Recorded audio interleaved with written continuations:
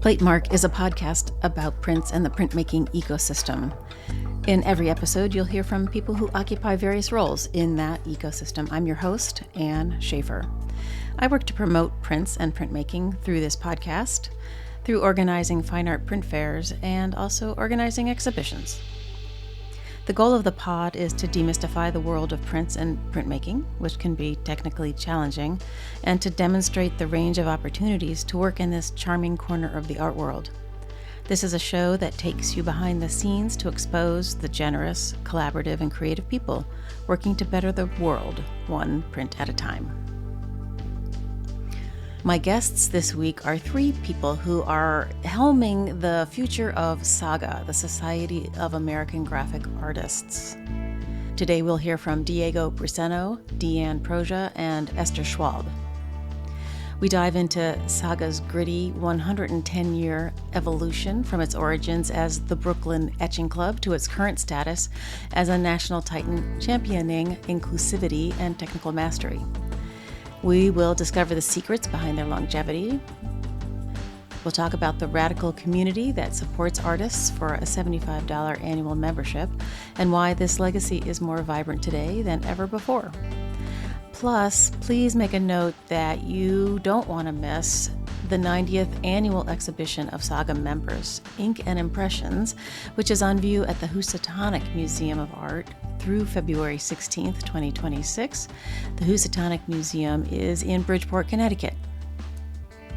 Okay, housekeeping. I identify as a cishet white woman, and I use the pronouns she, her. I record Platemark in Baltimore, Maryland, the land of the Piscataway Conoy people. A few images that we talk about are over in the show notes at platemarkpodcast.com. All the stuff you need is over there. You can hit the support and donate button and help me keep the lights on. Also, a quick note, we had some technical issues as we recorded this. I don't know what was going on, but we pasted it all back together, but the result was that we have no video. This episode is audio only. That's the way it goes. Sorry, guys. All right, let's get rolling. Today, for you listeners, we've got a treat. I've got three members of SAGA on board to talk to us about it and its plans, its future, its past, and just to give you a taste of why you should become a member. So, Diego, can you introduce yourself for everybody?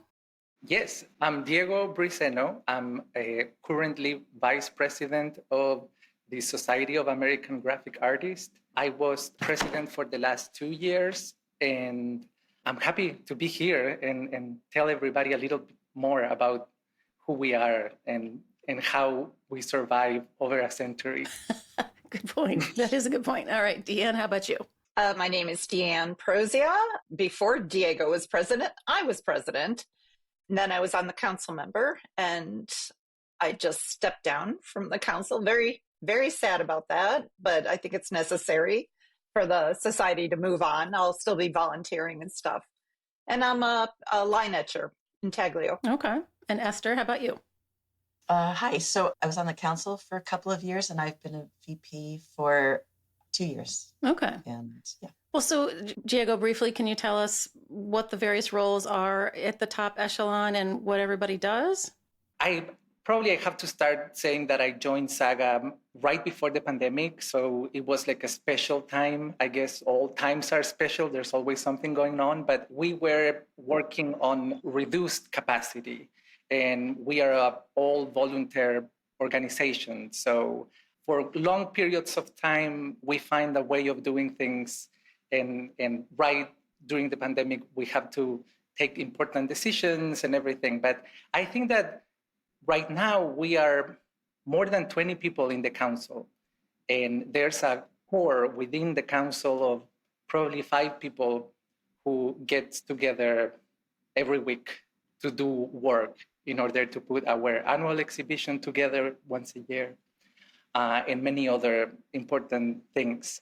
Yeah, it's a collective of printmakers, and we all do certain parts. And we are constantly looking to attract new printmaking people so we can kind of keep moving the gears of this big collective. We are over 200 members now. So we serve a chunk of print artists, again, in this country right now. Right. Esther, when one becomes a member, A, how much does it cost? And B, what do you get? $75 per year. What you get is we have an annual show, which is open only to members. And then we have a mini print show called Mini Gems. And we've just had our third annual one. And where Diego is sitting right now is our former office. And he and others, but really Diego, turned it into a gallery. And so we've had our Mini Gem show there for 3 years, and it's brilliant. And it's an open call. And the idea there is to just open up SAGA and its possibilities and opportunities to everyone. And we get to meet new printmakers, and they get to learn a little bit about SAGA. And so those are our 2 set shows per year, but we're trying to expand. We had a show last year honoring our elders because we have so many fantastic, people who've been printmaking for like decades, like 50 more years. And we wanted to honor them. And it was a beautiful show of 5 of them called Timeless. And that was in our gallery. And we're now really starting to do more activities in the studio because we were donated this gorgeous press by Linda Adato, a late member and a wonderful printmaker, and her family donated the press that we have in the SAGA Gallery. And we've run a couple of workshops there. We did a still facing workshop. And previously, what did we do? What workshop was it? Oh, just wiping, not just wiping, proper wiping techniques for a plate. And so we're getting ideas to pilot more workshops there to expand, educational opportunities for printmakers and other people. So you have a press now from Linda, or Linda's family, but you guys had not had an actual workshop before. It was just a membership thing, but you did have some space at some point, an office-ish space, which is now a gallery. Well, that's great. So things do move and change. So now you're dealing with what do we do with the press? Okay. All right. Well, DeAnn, can you do a little backstory for us? The society has been going since 1915? Yeah, it's been going forever. And there's only a couple other places that the California Printmaking Society, I believe, they've been going since like 1913. So, but otherwise, we've been around forever. And, we started 2 years after the Armory show, had their big show, which kind of rocked the art world.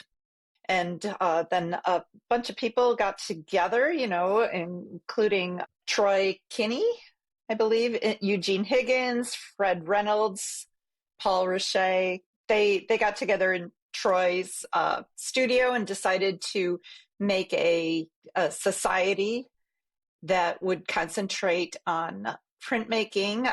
It was just etching because lithograph was associated with advertising and things like that, so that wasn't considered art at the time.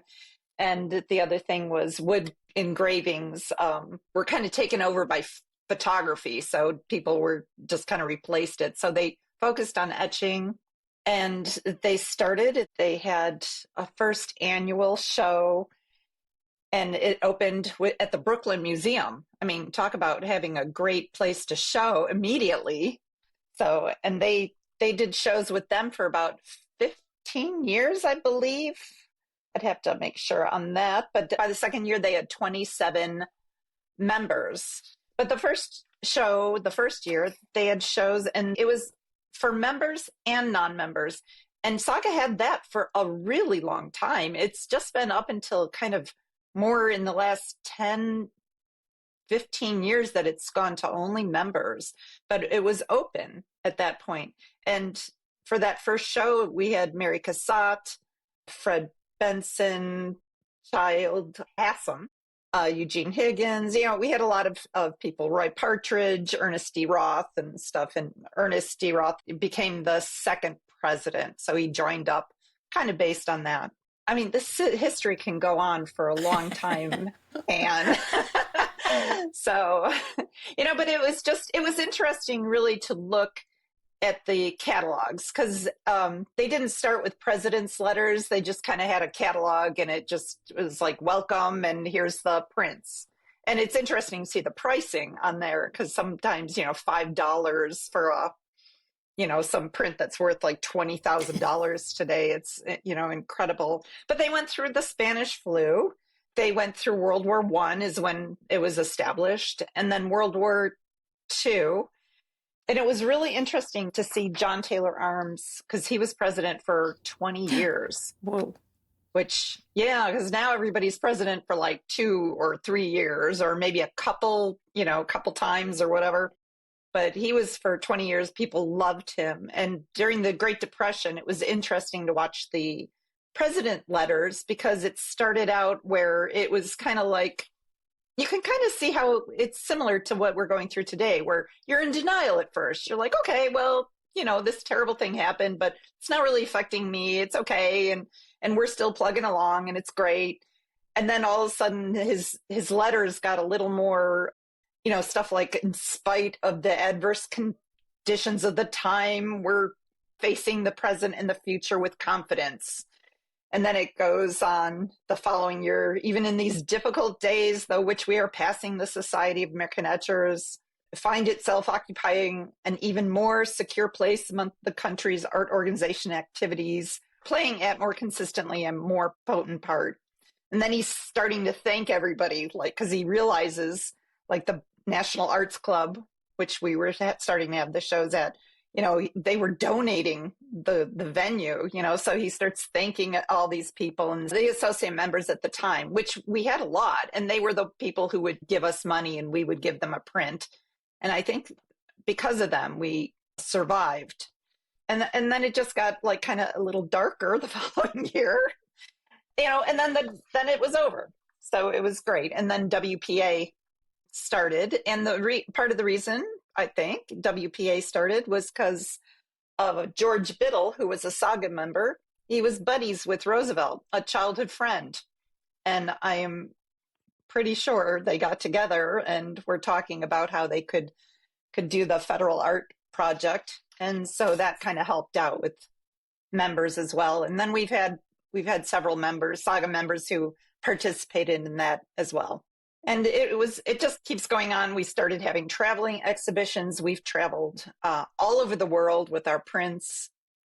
We've gone to Greece, the United Arab Republic, Portugal, Spain, Morocco, Paris, London, Peru, Chile, Ecuador, South Africa, Jordan, Israel.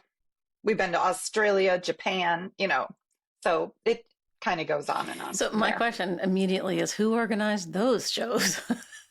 Right? Well, John Taylor Arms. Oh. He did a lot. But I've also heard that John Taylor Arms was so successful, he had actually a secretary. And so this secretary would take care of a lot of stuff, because I can't imagine doing all of that myself. So he did have help. Yes. And he collected work of SAGA members. And so after he retired as president, 3 years later, he unexpectedly died and people were devastated. So we reached out to the Metropolitan Museum of Art, and we had a relationship with them somehow, and they agreed to take this donation of all of his prints that he had collected from all SAGA members and showed them at the museum. And because of that, because we had a relationship, we were able to have a showing at the gallery at the Met store just a couple of years ago. But that because of John Taylor Arms. It's amazing to read all this and see how important John Taylor Arms was to SAGA. Well, it wasn't SAGA at the time, but to SAGA, and what a role he played and how he really got us established and recognized all over the world. You also said that he had lots and lots of works that he traded. You all must have large collections of prints that you have traded with other artists within SAGA, right? Okay, Diego. Who's your favorite? Come on, tell us who you like. Oh, I cannot say who my favorite is, because there's many, first of all. And then, each print is a story, is a person who through this organization you get to know and to meet several times and to see their progress and them seeing you growing as an artist, and many people who are incredible artists. We buy prints and we trade prints among each other. It was very interesting to learn that in the past 2-3 years, especially after the pandemic, seeing that our sales in shows are members. and friends of members and people who kind of moves around our events. But it was, for a moment, for me, was disappointing. It was like, oh, where are the collectors? Where are the people who need to know us right away to buy our art? And then it was way more satisfying knowing that we are a community and a real network of people who support each other. All right. We love prints. All right.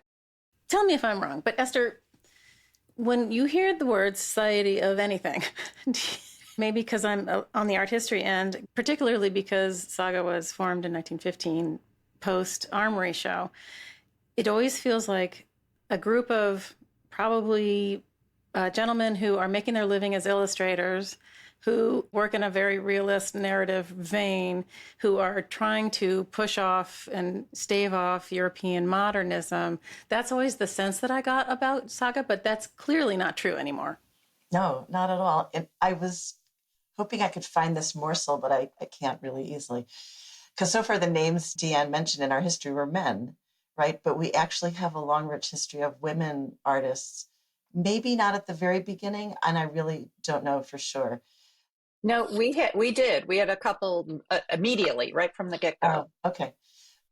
But as you might imagine, as women became much more involved and noted and accepted in the art world, and given, printmaking's position in the fine art hierarchy, women were typically very involved in printmaking because it wasn't considered as, as special, as high art, as painting, sculpture. So we actually have a long history of, especially from the 20s on, of really all women artists you can think of who made prints as well as painted and other things were members of SAGA. And I know that doesn't say diverse necessarily, but it was a start then for that time. And it always was a home for artists, and I guess even from the beginning, for women artists. And we're really making every effort in terms of where we, publicize membership, publicize our shows, meet with people to really expand more general diversity in our population. So it is representative of all the different people who live and work in our country and who are capable printmakers. We want them to be part of this too. So even in the last 10 years, there's a difference, and it's great. And because all these voices are just adding more flavor and more insight and different perspectives that we need to have. Yeah, I do remember talking to Tom Hawk, our friend. He was mentioning that he was a member of SAGA and that he has told everybody he knows that they should also become members of SAGA. And I feel like, with some well-placed cheerleaders, that the whole thing can grow and it can move into people you would never expect to join a society of anything, right? The other thing is more shows are more better, because when I came at DeAnn's invitation to assign awards for I think it was the 87th members show a couple years ago, yeah. I knew probably a third of the artists, but there was a whole slew of people I'd never heard of. And it's more is better for me. Like, I want to see it all, and I want to see it, floor to ceiling. And all of those people get thrown into your brain. And I have this, Rolodex in my brain. And I will say, you know what I need for that show? I need Diego. So it's a powerful tool, I think, to get into the brains of some of the curatorial types. So keep doing it. Esther, you look like you had a point. Yeah. Oh, I was going to just say that it started off as the Brooklyn Society of Etchers. So it was etchers for a long while. And then as other forms of printmaking became more accepted as fine art as opposed to commercial, it expanded to lithography, and then it became more and more and more. And I think this is kind of what you asked me before. And so not only we're expanding in terms of our population, who are members, but also in the types of printmaking that are accepted. And so it became the Society of American Graphic Artists, just to simplify and be kind of an umbrella covering all the different types of techniques in 1952. 52, huh? So before that, it had multiple names that kind of grew and grew. It was like, and photographer, right. And it was like more and more until it was like an impossible acronym, I'm sure. And they just said, let's just cut it here. So the fact that it's a society, and there was recently an article in the New York Times about organizations are disposing of their society name because it sounds so elitist and exclusionary. I'm an old lady. It doesn't, I don't necessarily feel that way when I hear SAGA that it does, because I don't think it is. So here's to the Society of American Graphic Artists. We're trying our best to be non-exclusionary or inclusionary. And we aren't that posh, so we know who we are. Well, printmakers selling their works at $25 a pop, where none of us are going to get rich. We've got dirty fingernails. Come on. That's right. That's true. Diego, how did you find SAGA and when did you join? I joined in 2019, at the end of 2019, and I was told about SAGA by Bill Benken. He was a printmaking teacher at the Art Students League of New York, and I was his student, and he kept talking about it, and I just follow his instructions, and I sent my application. I was invited to be a member, and then I was invited to be in the council. And since then, I've been in the council, first understanding and watching the dynamics. And I was explicitly brought to the council to help with technology and computers and bring SAGA to the 21st century. That for me, it never really made sense until now, because it became a challenge for me too, and for all of us.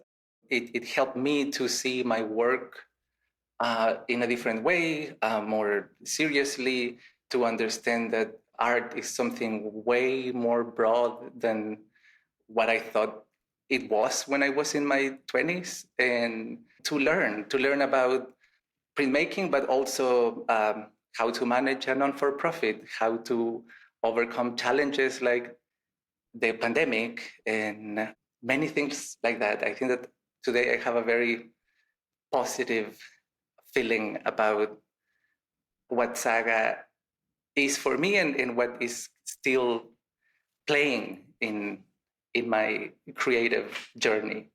So did the documents, Esther, DeAnn, I'm not sure which one of you was more involved. Did they go to the Smithsonian, to the Archives of American Art? Did I dream that? You did dream that. Oh, So Next best thing about it. Yeah, we did take them all to the New York Public Library. So when we were cleaning, I mean, you cannot even imagine, if we can, maybe we'll send some pictures of the before and after of the office, because it's quite a transition. But there were bills from, back in the day, like the electric bills from 1950 that, and stuff like that. It was incredible. So we had to go through all of that. We went through the whole office. It took us forever. Diego really kind of was, I don't know if you were in charge, but you seemed to have a lot to do with it. And then we, once we were finished, yes, all teamwork. Yeah, it was hauling crap stuff out to the recycling and things like that.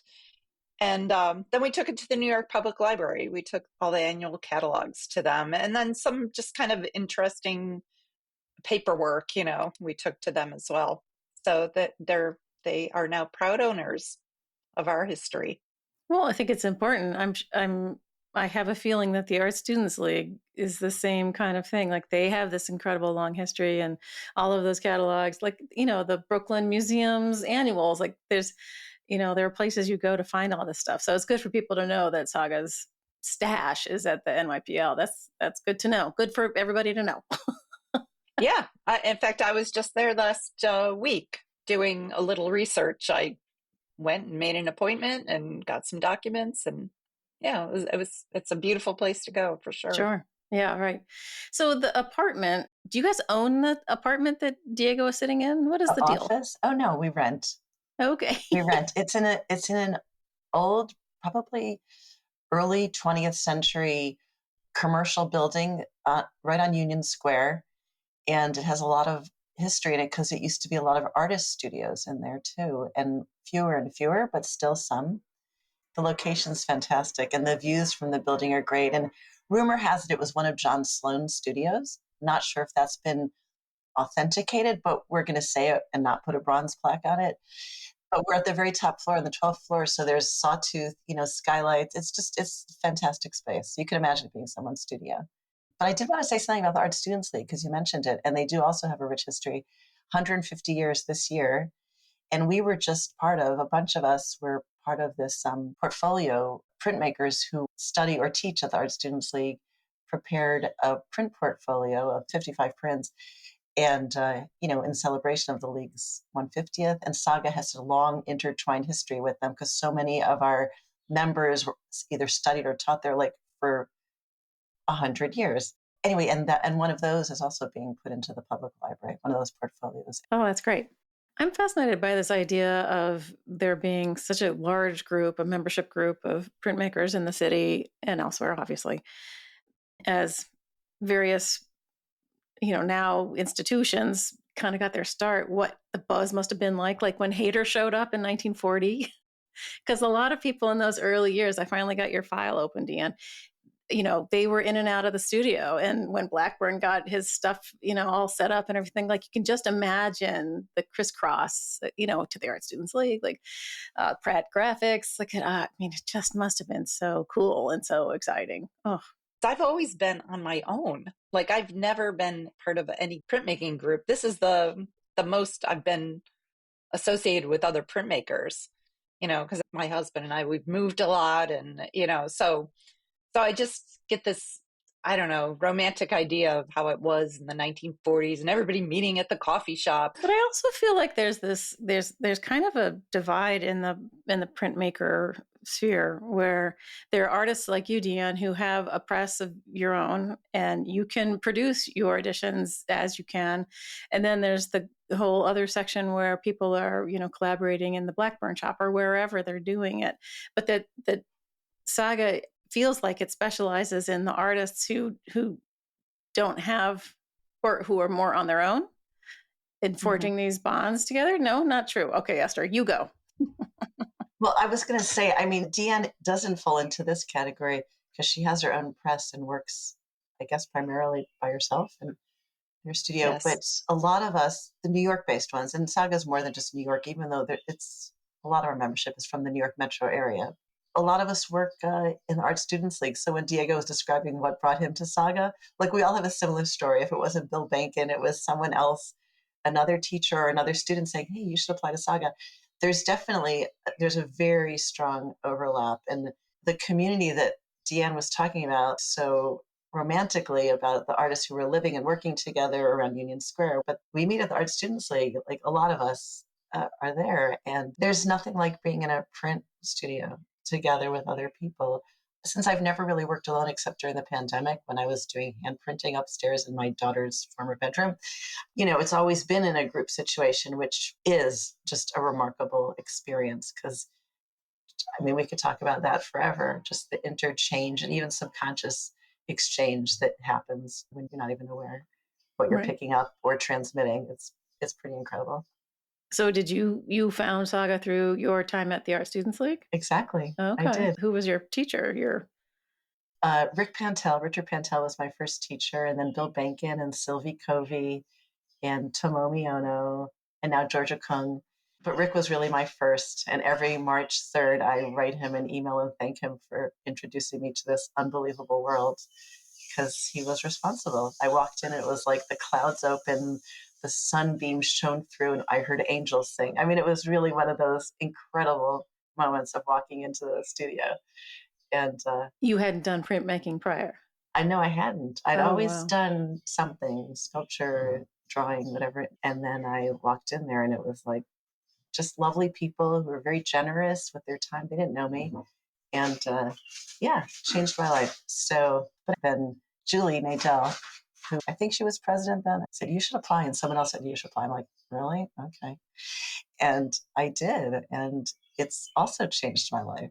I've met incredible people who are just fascinating in their own right and so talented and full of ideas. And it's really been world expanding, just beyond. Well, that brings me to a question. If you're in a group like SAGA and the biggest benefit is being part of a group and having those resources right there next to you. Can one of you talk about how SAGA has helped you move forward or gained more exposure or anything like that? In my case, it kind of grew and developed because I started doing printmaking at the Art Students League, and a lot of the people who do printmaking there is affiliated with SAGA in some way or another. Most of the teachers are current members. Some of them have been involved in the council in the last 2-3 decades. And it was not a change or a transition. It was kind of part of the same group of people. One might say that as you get through with your school, wherever that might be, that SAGA sort of fills a piece of that community in a way? Yes, that is very interesting. I think that since it's kind of outside of the normal, the traditional university setting, and the people who are students in this place are so diverse from so many ages, like backgrounds, like countries, places. I think that it takes a while for the rest of the people to acknowledge what's going on there. Like, I feel that right now the league have been doing an effort of talking about their importance in American modern art and mid-century modern artists and all of it. And that was a while ago. So yes, and by learning from the people there, I'm piecing together this story that is kind of from the 70s to the early 2000s. And I feel that hopefully in the future, we will have people consolidating that chunk of time and what was done there in terms of art or anything. So, but I do like that because it's not the hottest place, but it's very, very rooted and stable and stubborn. Well, if I may, because when it was founded, SAGA was founded, they said the society reflected the new spirit of independence from established schools of art and recognition of the integrity of personal vision and the variety of cultural tradition. And, I feel like all three of us kind of have a similar story in that, I didn't start as a printmaker. I never even took a printmaking class. I did one etching in high school, and I really didn't know what I was doing, but I actually still have it. And when I graduated college, I started with an art degree, and then I went into advertising, and, and everybody was in advertising. So I ended up as an insurance underwriter for a long time, for about 7 years. But I know I wanted to do something with art. And I went to the mall one day, and there was an art show going on, and there was a printmaker there. And this was in Chicago, and there's not a whole lot of printmakers in Chicago. There is the Chicago Printmaking Cooperative or something, I can't remember, and they're great, but it's not like it's jam-packed full with printmakers. So I saw this printmaker, Phil Thompson, and I walked right into his booth, and I went, "This is what I want to do." And I said that out loud. And he said, "Okay." He goes, "Come to my studio and I'll show you how to do it." Oh. And I said, "Okay, perfect stranger, I'll come to your studio." So I spent 3 days with him, and he taught me everything. And I'm very organized. If you've seen my work, you'll see that that's true. And I took notes, and I went home, and the first thing I did was I went and bought a printing press, and I put it in my studio. And from then on, I just went, and I did art festivals for 25 years. And that's kind of how I found a little community. And then my husband's job took us other places. And boy, when we got out onto the East Coast, it just exploded. I mean, I couldn't believe all the opportunities. I got involved in Silver Mine Art Guild, and through that, I'm trying to remember how I learned about SAGA, but when I did, I just joined right up. And I went to the one of the Armory shows, and the old print shop was taking on contemporary artists at the time. And I thought, boy, I'm going to miss this opportunity if I don't act. So I just I went right up to Robert and asked him, if he'd like to see my work. And by the way, I happen to have some of it with me. And, I got in there, and then SAGA was great. And Bill Benkham also was the president at the time, and he was so welcoming. And I just, flourished from that point on. It's like I found my people. I couldn't believe it, I mean, it doesn't make sense for me to work in a community of printmakers because my work is all line etching. It'd take me like 4 months to do it. And everybody would just be watching me do this, forever, so, but it works out. But SAGA's been great. I love meeting everybody, and I really feel like I'm part of something. I feel important. Oh, nice. Yeah. Well, that's cool. great. Yeah. Yeah, this episode is not meant to be an ad for joining SAGA, but that's what we would like you all to do, listeners. But I've been talking to people recently about the various conferences, SGCI and MAPC, and has there ever been like a big meeting of the membership, and has that ever popped up as a possible thing? You mean like we go there and represent ourselves there, or we meet there? That you put one together yourselves? Oh my gosh. We would love to do that. We used to have an annual meeting until recently, but it became a challenge because of the pandemic. We have a lot of members who don't live nearby, are all across the US. Some of them even moved outside of the country. So yes, I think that we are closer to do that online first, or to use some other gathering, perhaps, to kind of call SAGA members to get together and share and talk about their work and everything. Yes, I don't think that we could do something in the style of SGCI, but we can definitely activate the meeting part, because today everything happens online, and sometimes you don't get all of it, especially with prints. Right. I know it's hard because all our SAGA members aren't New Yorkers or in the vicinity. We have SAGA members out in Washington State and California and everywhere. So it's hard to get everybody together, but maybe meeting at a SGCI meeting might be something. But yeah. Esther? Yeah, I was just going to say something I forgot to mention before, and we're sort of touching on it. We're trying to be more than just New York metro area, which it always was it still is. Most of our members are from. But we actually have a really nice Midwest contingent, and last year we had a show at the Berger Sensen Memorial Gallery in Kansas.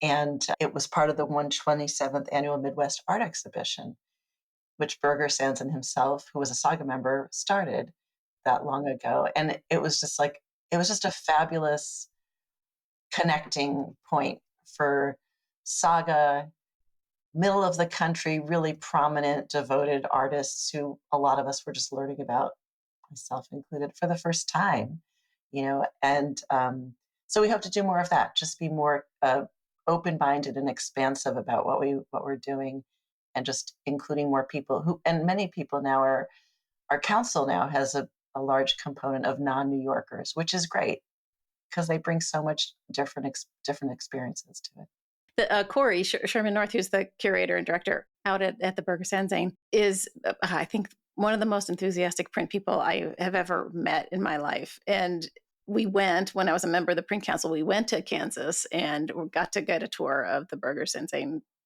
place, and we went to his studio, and it was insane. But that advocates for your connecting with curator / director types that are more interested in print than other people tend to be, and doing this sort of traveling idea again, because that would really get people out there, Yeah, we used to, we did do an exchange show with the California club, but that was so long ago, probably nobody is alive that participated at the time. But I know we did talk to them a little bit at an SGCI meeting, and I think they might be interested. That we kind of talked about, yeah, we should do that. But I know we were also busy because we were turning over the office into a gallery. I mean, we were swamped because we were at the time really bringing SAGA into the 21st century, even though it was 2020. But we had so much work of getting the website going and stuff. So, but I feel like we could probably reach out to them and do kind of some exchange program. And I don't know if maybe we could do a meeting, because I know we also did have a show in Prague in 2006, and a lot of SAGA members went out there. So, that it might be an opportunity to get out that way. I feel like I'm brainstorming now when with Anne. So, Anne, any ideas? Yeah. As the chief cheerleader, I'm always looking for ways to get people, some exposure. Yeah. The thing with any nonprofit run by volunteers, we're run by volunteers. And so when we were saying we share the task, and yes, it's important to have someone who's named president, because you need a president for other people to contact and so on and so on. But really, like 5 of us are really doing a lot of the work, and some more than others. And so that's always the challenge. And the benefit is that you get to know these people very well under different circumstances. And it's a beautiful thing, as Diego would say. And it's always a challenge to get more people to step up, to want to join the council, to want to be an active participant. And we rely on all kinds of volunteers for everything we do, like the Brooklyn Fine Art Print Fair and the various shows. And we met with the Print Club of New York this year. They came for a preview of our prints before we brought them to the Brooklyn Fine Art Print Fair, which was really great. So, but everything is, takes time and hands, and we only have so many. So I don't want to be a downer. Maybe I'm just tired. But we need more, we need more energetic people. And that doesn't mean necessarily young people, Diego, but just energetic people who are committed, who want to dive in and be part of it. And that's what we're hoping happens. And I see it happening. I actually have my designs on some new members who just have an enthusiastic vibe, and we're gonna get to know them. Yeah. And I really, if you want something done, you give it to a busy person, obviously. Right. That saying. Right. And being part of the council, it didn't stop me from doing artwork. I mean, I still got plenty done, and I got the benefit of connecting with everybody. And I don't know, it was just like a big energy boost. I really loved it. So I really am going to miss it. We'll keep your seat warmed, DeAnn. Well, so yes. Thank you. My last question has to do with the Brooklyn Fine Art Print Fair, and I wanted to know how your experience was there, and if you guys, sold a ton of stuff, and what was the best thing about it? It went very well. We are very, very happy. It came out of nowhere. We didn't really know about this until the middle of last year, and it created a before and after for SAGA, I think, because this event really was needed in the printmaking communities around New York. For a long time, the dominating fairs were not really accessible for everybody. I mean, it is wonderful. We all love going to the fairs and admiring everything, but it was really needed, a place where people from print shops, young artists, people who work with a mixture of print medias could gather together, and marketplaces for art are important. We are very happy. We didn't know what the outcome was going to be, because it was the first time. These times are weird economically and everything. So we put the best of ourselves, and we saw how everybody did too. And it was so beautiful seeing people recognizing each other from social media, from their circles.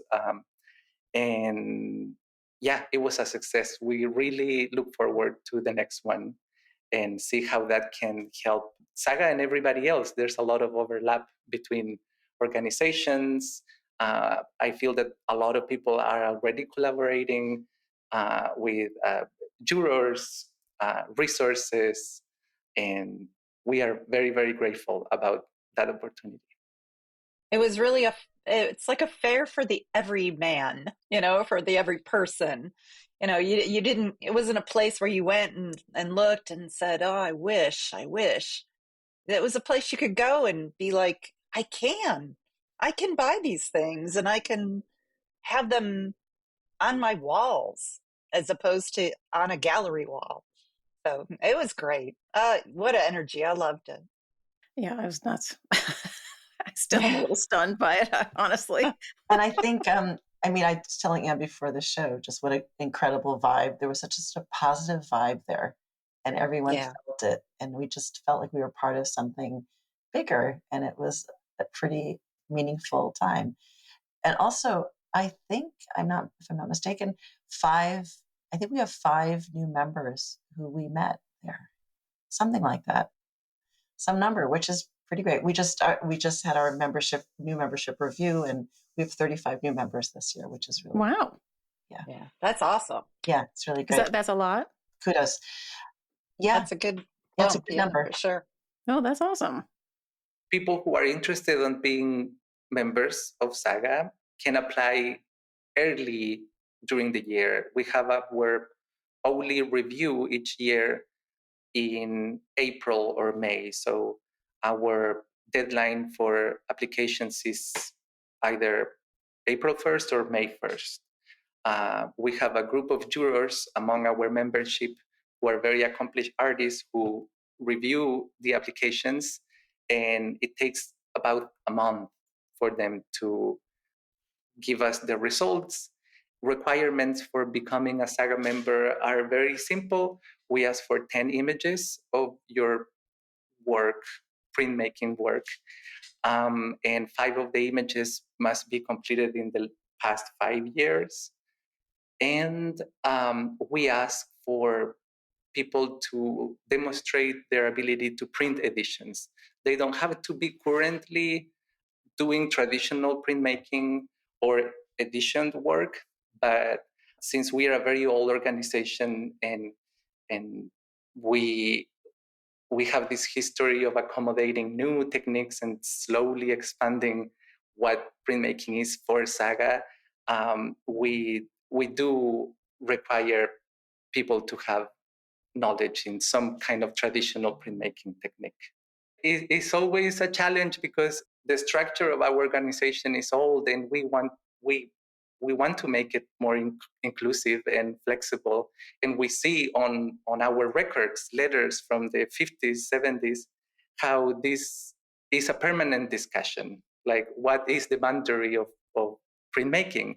So I feel that some people who are not familiar with SAGA think that we are a very conservative and traditional organization. And that is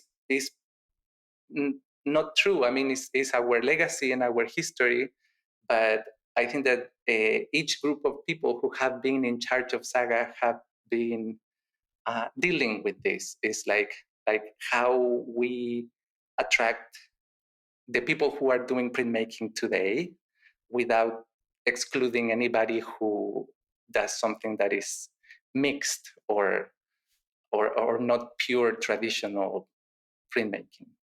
Everybody is welcome to apply to SAGA and find out what the requirements are that are in our website. And yeah, we want to be an organization that is open not only for members, for like collaborators, people who research about the history of printmaking, especially in New York.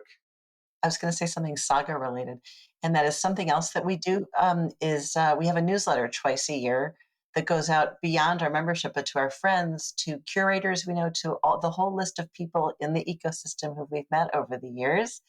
So full of news of members, shows of all kinds of SAGA upcoming shows and just information and workshops. So that's another member benefit, is that we promote it and to people beyond just the membership. And can one sign up for the newsletter on the website?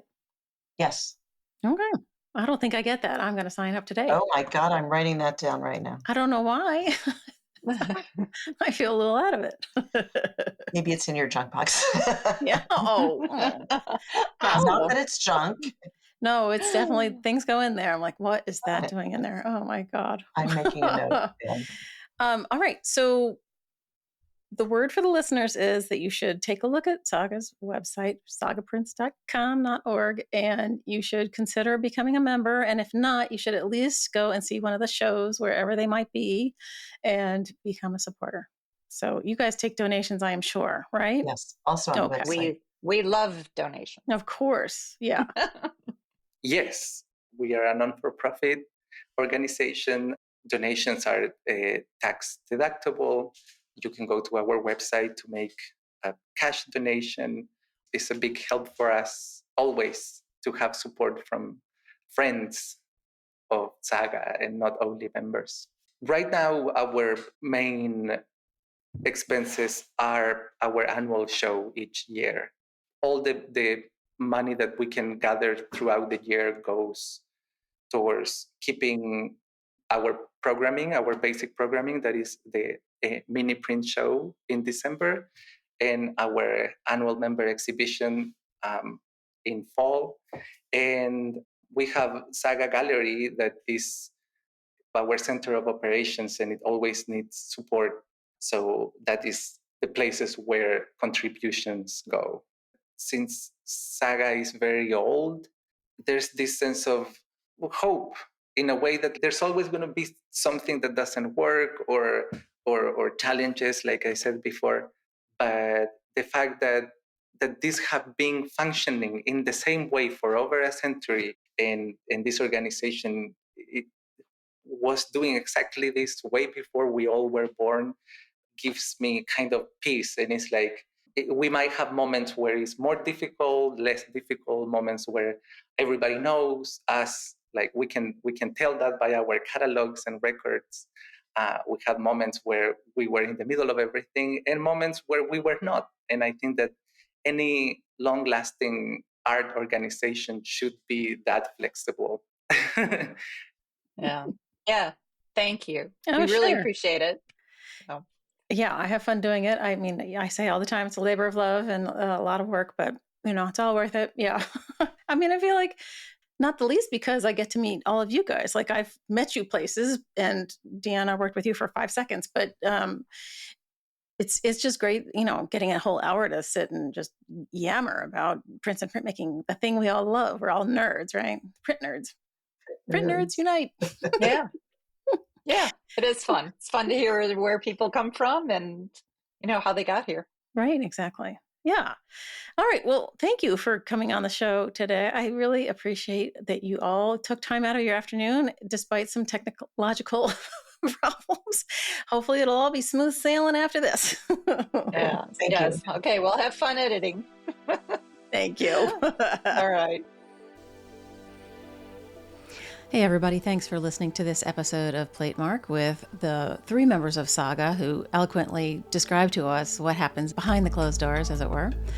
Diego, DeAnn, and Esther, thank you for being great guests on the pod. A reminder to everyone to not miss the exhibition, the 90th annual exhibition of SAGA members, which is called Ink and Impressions, on view now at the Housatonic Museum of Art in Bridgeport, Connecticut through February 16th, 2026. And always, I have to thank my team, Dan Fury, for being my sound guy. Thanks, Dan. Uncle Michael Diamond for the use of his original music, and Lee Turner and Skip Barnhart for sending me sounds from their studios that make up the opening and closing of each episode. Images we talk about are over in the show notes at platemarkpodcast.com. You know that. And also, you could hit the support and donate button and help me keep the lights on. All right. I think that's it. We'll see you next time.